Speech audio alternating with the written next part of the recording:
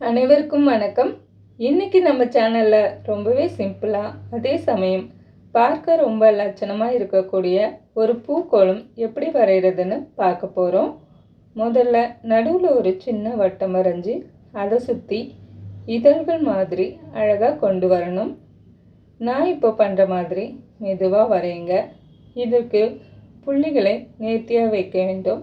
அதனால் நீங்கள் உங்கள் கற்பனைக்கு ஏற்ற மாதிரி இதோட அளவை பெருசாக்கிக்கலாம்.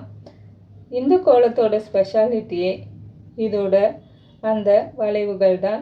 ஓரங்களில் சின்ன சின்ன சுருள் டிசைன் கொடுக்கும்போது கோலம் பார்க்க இன்னும் எடுப்பாக தெரியும். விசேஷ நாட்களுக்கு நடுவில் கொஞ்சம் கலர் பொடி அல்லது மஞ்சள் குங்குமம் வச்சிங்கன்னா இன்னும் தெய்வீகமாக இருக்கும். அவ்வளோதான், ரொம்பவே அழகான பூக்கோளம் தயாரிடுச்சு.